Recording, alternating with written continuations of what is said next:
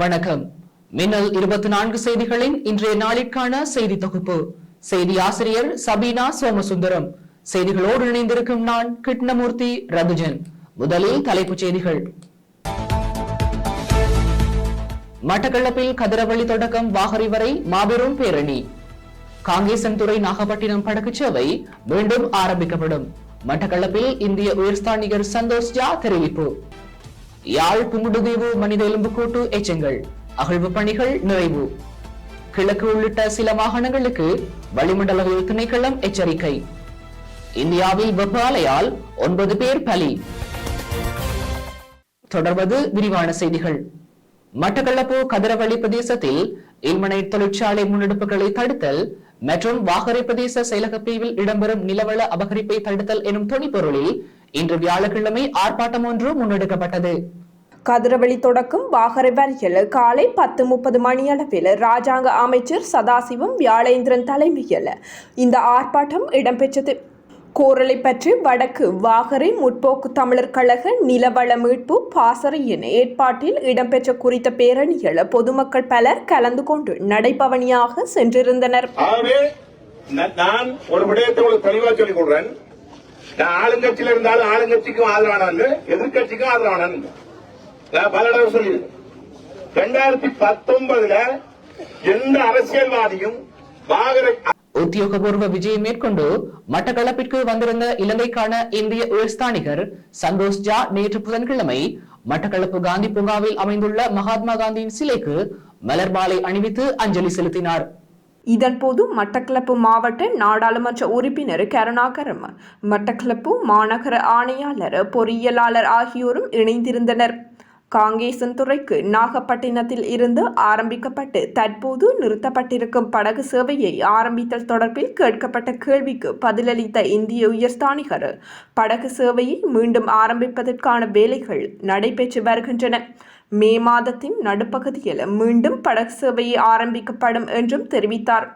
அதே நேரம் இலங்கைக்கும் இந்தியாவுக்கும் இடையில் பாலம் அமைத்தல் தொடர்பில் கேட்கப்பட்ட கேள்விக்கு அது தொடர்பில் நிலத்தொடர்பை ஏற்படுத்துவது தொடர்பில் இலங்கை அரசாங்கத்துடன் இணைந்து வேலை செய்து வருகின்றோம். முதலாவது கட்ட பேச்சுவார்த்தைகள் நிறைவடைந்துள்ளன. இரண்டாவது கட்டத்தை நோக்கி நகர்ந்திருக்கிறது. இது நீண்ட கால திட்டம் என்ற வகையில் இது ஒரு சில வருடத்தில் நிறைவடையக்கூடியது இல்லை என்று தெரிவித்தார். யாழ்ப்பாணம் புங்குடுதீவு கடற்கரை பகுதியில் மனித எலும்புக்கூட்டு எச்சங்கள் மீட்கப்பட்டமை தொடர்பாக இன்று வியாழக்கிழமை காலை ஆரம்பிக்கப்பட்ட அகழ்வு பணிகள் மதியத்துடன் நிறைவுக்கு வந்தது.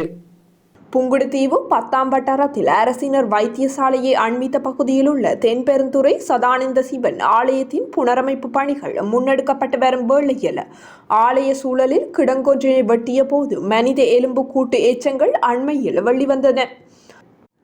அதன் அடிப்படையில் இன்றைய தினம் நீதிமன்றின் அனுமதியுடன் ஊர்காவற்துறை நீதவான் நீதிமன்ற நீதவான் நளினி சுபாகரன், சட்ட வைத்திய அதிகாரி பிரணவன், தொல்லியல் துறை அதிகாரி மணிமாறன் உள்ளிட்ட துறைசார் அதிகாரிகள், போலீசார், தடயவியல் போலீசார் முன்னிலையில் அகழ்வு பணிகள் முன்னெடுக்கப்பட்டது. அகழ்வின் போது பெண்ணொருவரினுடையதாக கருதப்படும் எலும்புக்கூடு முழுமையாக மீட்கப்பட்டது. எலும்புக்கூட்டுடன் செப்பு நாணயங்கள், துணி, அரிசி துகள்கள் என்பனவும் மீட்கப்பட்டுள்ளது. குறித்த பகுதி முன்னைய காலத்தில் மயானமாக இருந்திருக்கலாம் என்றும் குறித்த பெண்ணின் உடல் இந்து முறைப்படி கிரியை செய்யப்பட்டு புதைக்கப்பட்டிருக்கலாம் எனவும் சந்தேகிக்கப்படுகின்றது. இந்நிலையில் மீட்கப்பட்ட எலும்புக்கூடு மற்றும் ஏனைய சான்று பொருட்களை பார்வையிட்ட நீதவான் இது தொடர்பான பகுப்பாய்வு பரிசோதனையை நடத்தி அறிக்கை ஒன்றினை சமர்ப்பிக்குமாறு சட்ட மருத்துவ அதிகாரிக்கு உத்தரவிட்டார். இதனையடுத்து அப்பகுதியில் அகழ்வு பணிகள் நிறைவுக்கு வந்ததுடன் மீட்கப்பட்டுள்ள எலும்புக்கூடு மற்றும் சான்று பொருட்கள் யாழ் போதனா வைத்தியசாலைக்கு அனுப்பி வைக்கப்பட்டுள்ளது.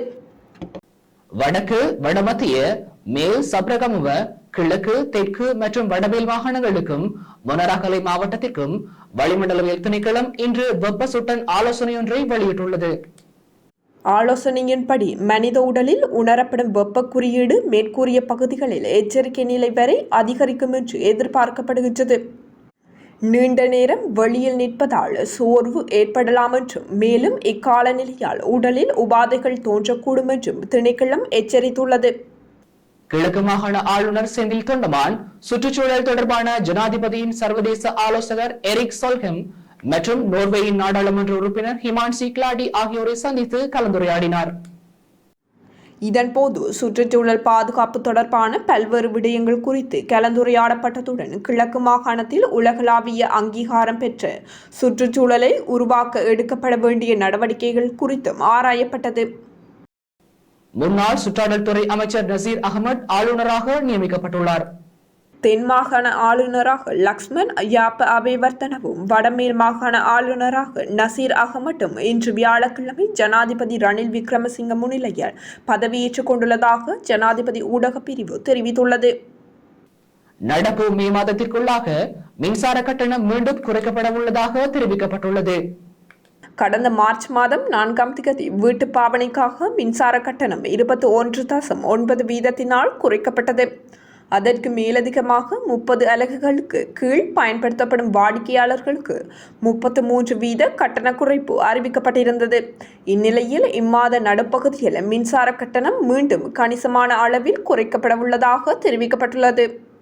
நாட்டில் உள்ள அரசு மற்றும் அரசு அங்கீகாரம் பெற்ற தமிழ், சிங்கள மற்றும் முஸ்லிம் பாடசாலைகளில் 2024ஆம் ஆண்டுக்கான முதலாம் தவணையின் 2ஆம் கட்டம் நாளையுடன் முடியவுள்ளதாக தெரிவிக்கப்பட்டுள்ளது.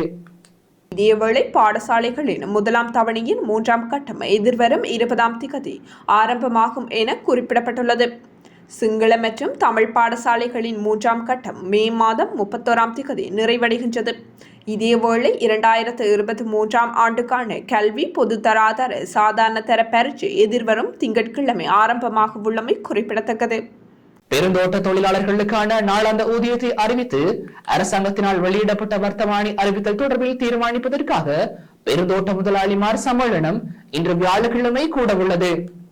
தற்போதைய காலப்பகுதியில் பெருந்தோட்ட தொழிலாளர்களுக்கான நாளாந்த ஊதியமாக 1700 ரூபாவை வழங்குவதற்கான இயலுமை இல்லை என முதலாளிமார் சம்மேளனம் தகவல் தெரிவிக்கின்றன. இந்த நிலையில் வெளியிடப்பட்டுள்ள வர்த்தமானி அறிவித்தல் தொடர்பில் நீதிமன்றத்தை நாடுவதா இல்லையா என்பது குறித்து இன்று இடம்பெறவுள்ள கூட்டத்தின் போது தீர்மானிக்கப்படவுள்ளதாக தெரிவிக்கப்படுகின்றது. 2023ஆம் ஆண்டிற்கான கல்வி பொதுத்தராதர உயர்தர பரீட்சையின் பெறுபவர்களை மே மாத இறுதி வாரத்திற்குள் வெளியிடுவதற்கு பரீட்சைகள் திணைக்களம் எதிர்பார்க்கின்றது. இம்மாதத்துக்குள் முடிவுகளை வெளியிட முடியும் என பரீட்சை திணைக்கள வட்டாரங்கள் தெரிவிக்கின்றன.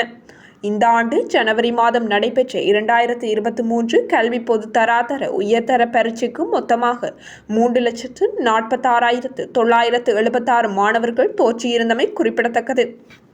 டீசலின் விலை 30 ரூபாவால் குறைக்கப்பட்டுள்ள நிலையிலும் பஸ் கட்டணத்தை திருத்தம் செய்ய முடியாதென தேசிய போக்குவரத்து ஆணைக்குழு இன்று வியாழக்கிழமை அறிவித்துள்ளது. இதேவேளை எதிர்வரும் ஜூலை மாதம் பேருந்து கட்டணம் திருத்தம் செய்யப்படும் என தேசிய போக்குவரத்து ஆணைக்குழு தெரிவித்துள்ளது. முன்னதாக அகில இலங்கை தனியார் பேருந்து உரிமையாளர்கள் சங்கமும் டீசல் விலை குறைக்கப்பட்ட போதிலும் பேருந்து கட்டணத்தை குறைக்க முடியாது என தெரிவித்திருந்தது. இலங்கை பெட்ரோலிய கூட்டுத்தாபனம் செவ்வாய்க்கிழமை நள்ளிரவு முதல் அமலுக்கு வரும் வகையில் எரிபொருள் விலையை குறைத்துள்ளது. எரிபொருள் விலை திருத்தத்தை தொடர்ந்து IOC மற்றும் சீனாவின் சீனோபெக் எரிபொருள் விலை திருத்தத்தை தொடர்ந்து IOC மற்றும் சீனாவின் சீனோபெக் எனர்ஜிலாகா ஆகிய நிறுவனங்களும் எரிபொருள் விலையை திருத்தம் செய்தன. தொடர்வது வெளிநாட்டு செய்திகள். இந்தியாவின் வெப்பத்தின் தாக்கம் அதிகரித்தமையால் 9 பேர் உயிரிழந்துள்ளனர். ஏப்ரல் மாதத்தில் கிழக்கு இந்தியாவில் அதிகரித்த வெப்பம் பதிவாகியுள்ளது. ஏப்ரல், மே, ஜூன் மாதங்களில் இந்தியாவின் தென்பகுதி, மத்திய இந்தியா, கிழக்கு இந்தியா, வடமேற்கு இந்தியாவின் சமவெளி பகுதிகளில் வழக்கத்தை விடவும் அதிக வெப்ப அலைகள் வீசும் என்று எச்சரிக்கை விடுக்கப்பட்டுள்ளது. ஏப்ரல் மாதம் 19ஆம் தேதி ஆரம்பமான 7 கட்ட பாராளுமன்ற தேர்தலில் ஜூன் மாதம் 4ஆம் தேதி முடிவுகள் வெளியாகும் நிலையில் வாக்குப்பதிவு குறைந்தமைக்கு கடும் வெப்பமும் ஒரு காரணம் என அரசியல் ஆய்வாளர்கள் கூறுகின்றனர். இதேவேளை வெப்ப அலை எதிர்வரும் நாட்களில் படிப்படியாக குறையும் என கணிக்கப்பட்டுள்ளது. ஏப்ரல் மாதத்தில் இந்தியாவின் கிழக்கு பகுதியில் சராசரி வெப்பநிலை 28.12 செல்சியஸ் 82.61 பாரனைட்டாக பதிவாகியுள்ளது. இந்தியாவில் 1901ஆம் ஆண்டுக்கு பிறகு அதிக வெப்பம் பதிவாகியுள்ளதாக வானிலை ஆய்வு மையம் அறிவித்துள்ளது. தொடர்வது விளையாட்டுச் செய்திகள். சென்னை சேப்பாக்கம் மைதானத்தில் நேற்று நடைபெற்ற இந்தியன் பிரீமியர் லீக் கிரிக்கெட் தொடரில் பஞ்சாப் அணிக்கு எதிரான போட்டியில் இறுதி நேரத்தில் களமிறங்கிய தோனி ரன் அவுட் மூலம் ஆட்டமிழந்தார். இது நடப்பு இந்தியன் பிரீமியர் லீக் கிரிக்கெட் தொடரில் முதல் முறையாக தோனி ஆட்டமிழக்கும் முதல் நிகழ்வாகும். 18வது ஓவரில் களமிறங்கிய தோனி 11 பந்துகளை எதிர்கொண்டு 14 ஓட்டங்களை குவித்தார். கடைசி ஓவரின் கடைசி பந்தை எதிர்கொண்ட அவர் 2 ஓட்டங்களை எடுக்க முயற்சித்த போது ரன் அவுட் ஆனார். இதன் மூலம் நடப்பு இந்தியன் பிரீமியர் லீக் கிரிக்கெட் தொடரில் தோனி முதல் முறையாக தனது விக்கெட்டை இழந்துள்ளார். இந்தியன் பிரீமியர் லீக் 20-20 கிரிக்கெட் தொடரின் இன்று வியாழக்கிழமை இடம்பெறவுள்ள 50வது போட்டியில் சன்ரைசர்ஸ் ஹைதராபாத் மற்றும் ராஜஸ்தான் ராயல்ஸ் ஆகிய அணிகள் மோதவுள்ளன. இந்த போட்டி இன்று இரவு 7:30 மணியளவில் ஆரம்பமாக உள்ளது. குறித்த இரு அணிகளும் இதுவரையில் 18 போட்டிகளில் மோதியுள்ளன. இதில் சன்ரைஸ் ஹைதராபாத் அணி 9 போட்டிகளிலும் ராஜஸ்தான் ராயல்ஸ் அணி 9 போட்டிகளிலும் வெற்றி பெற்றுள்ளமை குறிப்பிடத்தக்கது. இத்துடன் இன்றைய நாளிற்கான நமது செய்தி தொகுப்பு நிறைவடைகின்றது. தொடர்ந்து வார நாட்களில் மாலை 6 மணிக்கு நமது செய்திகளை எதிர்பாருங்கள். மேலதிக செய்திகளை பார்வையிட www.minnal24.com என்ற நமது இணையதளத்திற்குள் பிரவேசியுங்கள். நன்றி.